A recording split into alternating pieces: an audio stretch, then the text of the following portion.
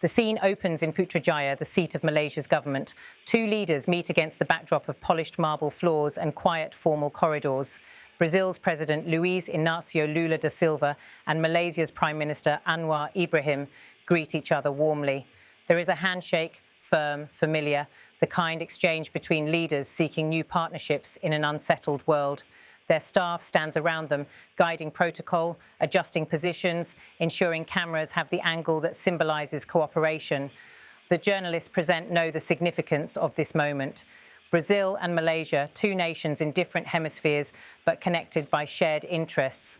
The global south, economic development, and a voice in an international system increasingly marked by frustration, division, and a sense that the world's most powerful institutions are failing to respond to crises that demand urgent action. Lula enters the meeting room with an expression that is familiar to those who have followed his political life, confident, calm, but carrying the weight of the moment. He sits and listens attentively as Anwar speaks. The conversation is formal but friendly. The topics include trade, technology exchange, food security, education partnerships, and renewed diplomatic coordination.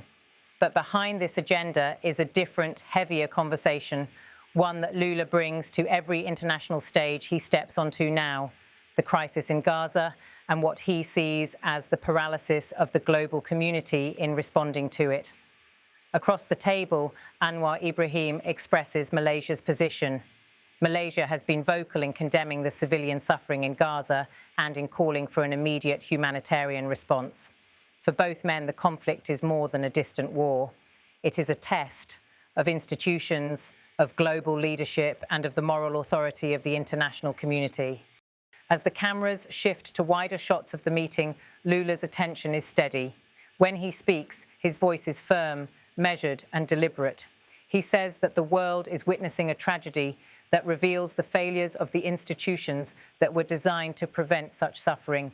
He argues that the United Nations, particularly the Security Council, has become unable to fulfill its founding mission, the mission to safeguard peace and protect civilians.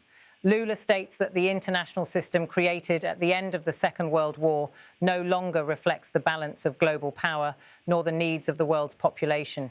He says that countless countries are now observing what they feel is a global double standard, where the value of human life appears to be weighed differently based on geography and alliances.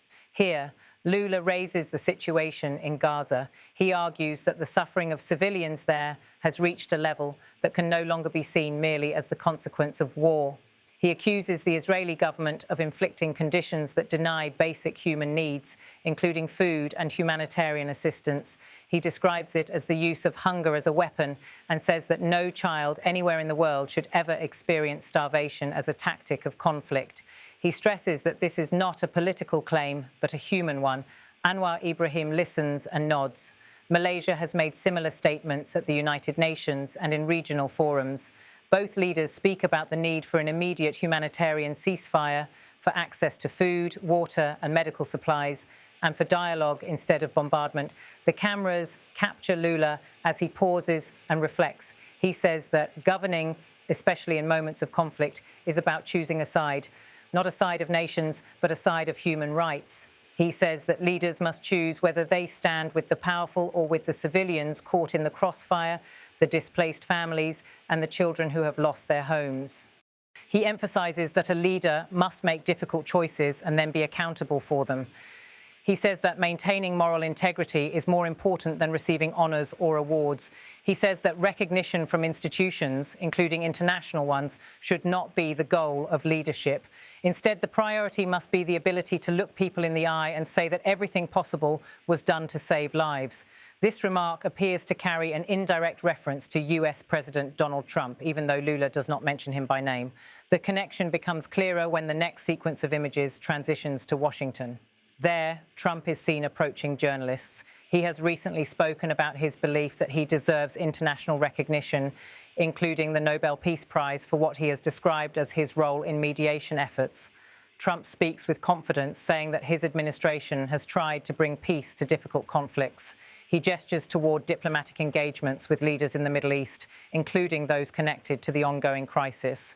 The tone is assertive, one of a leader who believes he has been underappreciated. The contrast between these scenes highlights a larger story, one not about personal rivalry, but about two different interpretations of leadership during global crisis. Back in Putrajaya, Lula continues speaking. He says that international organizations must be reformed. He argues that the United Nations Security Council, in particular, must become more representative. He points out that nations from Latin America, Africa, and the wider developing world are excluded from permanent decision-making power. Yet these regions contain the majority of the world's population. He argues that without reform, the world will remain locked in a cycle where the same small group of powerful nations decides when humanitarian concerns matter and when they can be ignored. He says that this undermines global stability, erodes trust, and fuels resentment. As the bilateral meeting continues, Lula and Anwar discuss ways Brazil and Malaysia can cooperate to push for a new global governance structure, one where the voices of the Global South are active participants rather than observers. Scenes show Lula drinking water, listening closely, exchanging perspectives. The tone is serious but collaborative. The message is clear. Neither Brazil nor Malaysia sees the current global order as sustainable. The narration shifts back to the crisis at the center of Lula's call for reform. The situation in Gaza remains deeply strained. Many families are displaced. Humanitarian aid is restricted. Hospitals are overwhelmed. International negotiations to end the conflict have so far failed to produce lasting solutions. Lula has been consistent in calling for immediate humanitarian access, diplomatic intervention and accountability. However, the response from powerful states has been slow and cautious. Lula's frustration reflects a broader feeling shared by many nations that the mechanisms created to prevent mass civilian suffering have slowed to a stop, unable to act because of political divisions within the Security Council. This is the heart of Lula's warning, that the world can no longer depend on institutions that cannot function during the moments when they are needed most. The discussion then shifts to the diplomatic relationship between Brazil and the United States. The two countries have had a tense period in recent months, largely due to trade decisions that resulted in the United States imposing 50% tariffs on certain Brazilian exports. The move placed stress on Brazilian industries and provoked strong responses from Brasilia. Yet Lula states that despite these tensions, he hopes to meet with Trump. He suggests that dialogue is always possible, even when disagreements are deep. He says that one of the roles of a leader is to pursue solutions, not escalate conflicts. He communicates willingness to talk, to repair relations, and to find new areas of cooperation. He emphasizes that diplomacy must continue even in difficult times. As the footage returns to the meeting room in Malaysia, the camera captures an image that summarizes the moment. Two leaders sitting across a table, engaged in conversation, determined to navigate a global landscape that feels increasingly unstable. The narration widens to the global stage. Across continents, nations are questioning whether the structures built after the last World War can still protect peace, distribute resources fairly, or respond to humanitarian catastrophe. The world has become interconnected, global and fast-moving, yet the institutions remain slow, bureaucratic and limited by politics rooted in the past. Lula's statement is not just a critique, it is a proposal for change. It invites countries to rethink global power, to reconsider how decisions are made, and to confront the reality that without reform, suffering will continue without effective response. The script concludes with the image of Lula speaking to journalists. His tone is calm but resolute. He states that the world must not accept prolonged suffering. He says that humanity cannot turn away from children who are hungry or displaced. He warns that silence and inaction are themselves choices that history will judge. As he finishes, the scene returns to the broader view of Putrajaya, quiet, orderly, distant from the war zones that motivated his words. Yet the message does not stay confined to the room. It is directed toward a global audience, toward governments, institutions, and citizens. The voiceover ends on a final reflection.